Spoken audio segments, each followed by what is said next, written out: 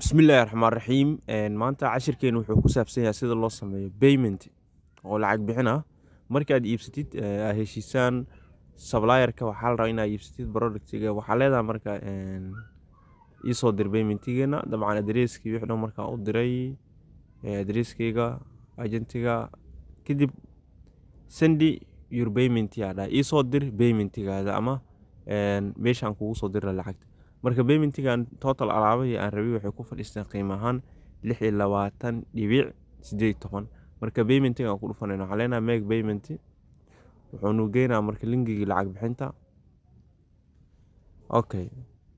paymentiga marka methods badan aa ku bixi kartaa oo mastercard aa ku bixi kartaa paypal aa ku bixi kartaa wire transfer aa ku bixi kartaa marka anaga maadaama mastercard isticmaalna mastercard aan ku bixinayna mastercardka ama credit cardka waxaan ku leenahay click ku dhufanayna kadibna continue aan leenahay meeshaan oo keenaa marka kor waxaa ka soo muuqan doona lacagtana naga rabo USD waa dollar meeshaan waxaa ku qoraynaa card numberka numberka dheer oo kaarka ku yaalo kadib magaca kaarkeena ku qoran iyo magaca koowaad labaad saddexaad meeshaan gift name iyo surname meeshaan ku kala qoraynaa expiration date waxaa ku qori doonaa taariikhda kaarkaas uu dhacayo gadaal oo meesha magaca hoos ama nambarada hoos ku yaala waxaa ku qoran bisha iyo sanadka gelinayna qaybtan kale CVC-ga waxaan dooran doonaa dabcan qaabkan bisha oo kale sanadka dibna okay aan leenahay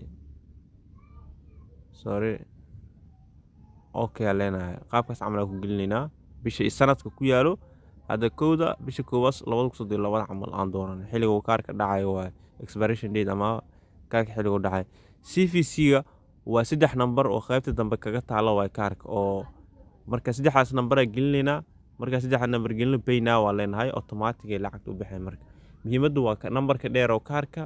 magaca kaarka ku qoran xilliga uu kaarka dhacayo iyo saddexda intaas meelooda wax gelin doonta kadibna pay now waa leedahay lacagtu way baxaysaa marka 1 ilaa iyo 2 hour ayaa sugaysa kadib wajigan hore ku keenaa wajigan hore paymentigii hadda dhima paymentig markuu aad samaysid uu soo gudba dispatch oo imaanaa dispatch markuu ku gudbo delivery alaabta lagu delivery gareeyo waa markii alaabta ay gaarto qofka alaabta loo waday kadibna delivery aad ka gudubto oo qofkaas uu ku alaabta ay gaartay meeshan waxa bank paymentiga waxa ku soo qormi doono confirm aan leedahay oo alaabta wax xaqiijiyay waa helay intaas ku dhamaanaysa marka review waa meesha u dambeeyo alaabta marka heshay aragti ka bixi qaabkii ku soo gaartay aragti ahaan waa kaas oo waxaa la fiirinaa qofka supplierka oo kale xidiga iyo waxa la sii aragti ahaan ka baxsanaysa